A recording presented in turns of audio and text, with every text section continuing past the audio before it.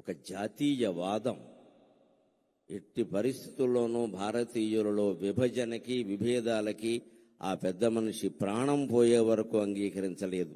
దైవభక్తి ఆయనకి ఎంత ఉందో దేశభక్తి అంతకంటే ఎక్కువగా ఉంది ఆయనకి. ఎన్టీఆర్ అంటే నేషనాలిటీ, అంటేనే నేషనాలిటీ. రెండవది తెలుగు. ఆయన ప్రాణం ఇచ్చాడు తెలుగు కోసం. నిజంగా నటుడుగా ఉన్నప్పుడు అంతే, నాయకుడుగా ఉన్నప్పుడు అంతే. పెట్టిన ప్రతి పథకానికి ముందు తన పేరు గాని, తండ్రి పేరు గాని, కొడుకు పేరు గాని ఏమీ పెట్టుకోవాలా. తెలుగు తెలుగు తెలుగు తెలుగు.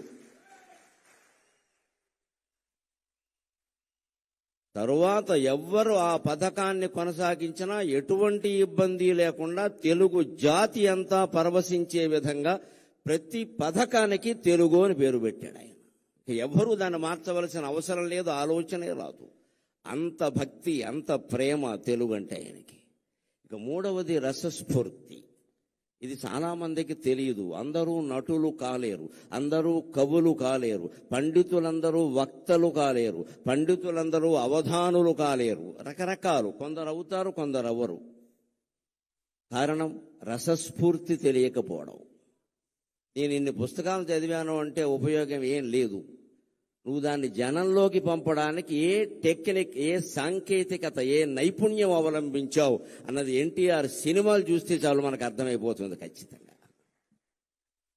అద్వితీయమైన సంభాషణలు. మామూలుగా ఇప్పటి నటులెవరూ పలకలేరు. బహుశా అసలు వెనకాల ఉంటే తప్ప. నవఖండ భూమండలాధిప మకుట తట ఘటిత మణిగణ నీరాజిత నిజపాద పంకేరుగుండనే అన్నాలంటే ఇప్పుడు వాళ్ళకి వారం రోజులు కావాలి.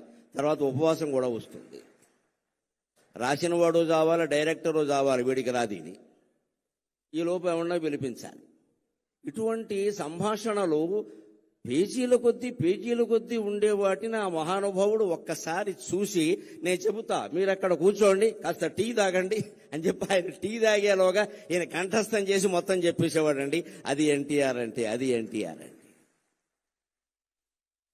ఆ రసస్ఫూర్తి. నీకు విద్య తెలియగానే ఉపయోగం లేదు. ఇవాళ యువతరం ప్రత్యేకంగా నేర్చుకోవాలి. నేను బీటెక్ చదివా, ఎంటెక్ చదివా, ఏదో చేశాను కాదు. నీ విద్యని జనంలోకి పంపించే విధానం నీకు తెలియాలంటే ఎన్టీఆర్ నటించిన ఒక్క సినిమా చూసినా నీకు ఉద్యోగం వస్తుంది. ఖచ్చితంగా నీకు ఉద్యోగం వస్తుంది.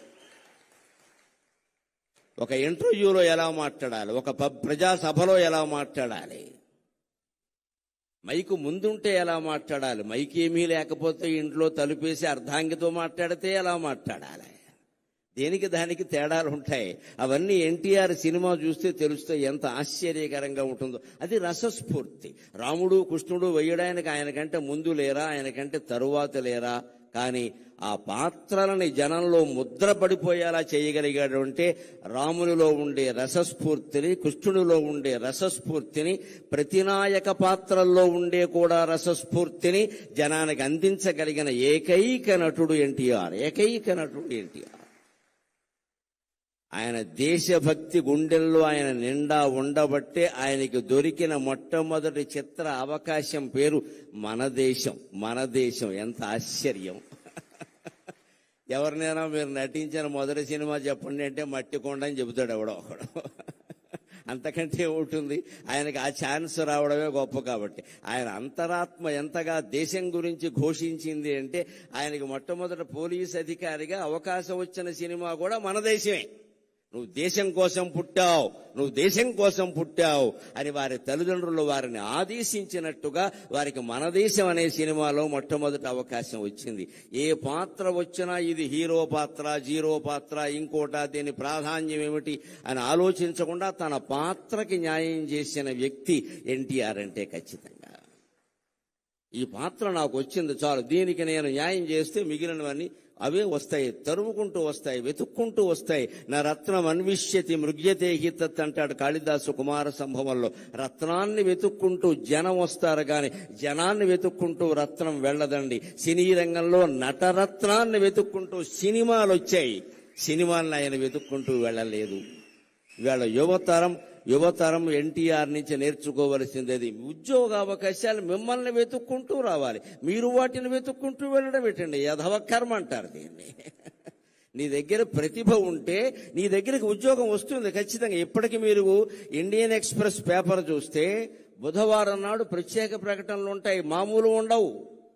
ఉద్యోగం కావాలి, నిరుద్యోగులు కావాలి, ఉద్యోగస్తులు రండి అనే ప్రకటనలు ఉండవు.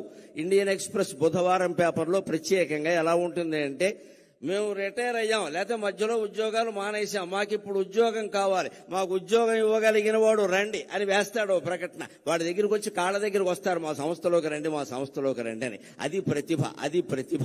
ఆ స్థితి మళ్ళీ సంపాదించుకోగలగాలి ఖచ్చితంగా. మాకు ఉద్యోగం కావాలి, ఇవ్వగలిగిన వాడు రండి, మా ప్రొఫైల్ ఇది, నేను ఇంత జీతంతో ఉన్నా, ఇప్పుడు ఎందుకో బయట తిరుగుతున్నా, నాకు కావాలంటే వస్తారు, మీరు మాకు కావాలని. అటువంటి ప్రతిభను యువతరం సంపాదించుకోవాలంటే ఎన్టీఆర్ లాగా దైవభక్తి ఉండాలి, దేశభక్తి ఉండాలి, భాషానురక్తి ఉండాలి, అన్నిటికీ మించి రసస్ఫూర్తి ఉండాలి. అది మనం ఎన్టీఆర్ నుంచి నేర్చుకోవాలి ఖచ్చితంగా.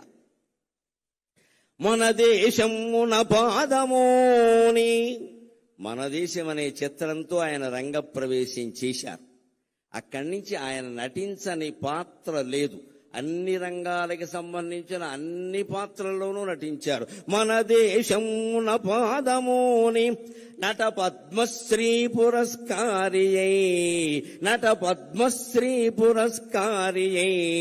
ఘన పౌరాణిక తత్వ జానపద సంఘశ్రేష్ఠ చారిత్రక ప్రణుతింగాంచిన పాత్రలన్నిటినీ ఘన పౌరాణిక తత్వ జానపద సంఘశ్రేష్ఠ చారిత్రక ప్రణుతింగాంచిన పాత్రలన్నిటినీ ఔరాయంచు మెప్పించితీవు అనఘా స్వర్గమునేలు పాత్రగొనినావా రమరాయ ప్రభో.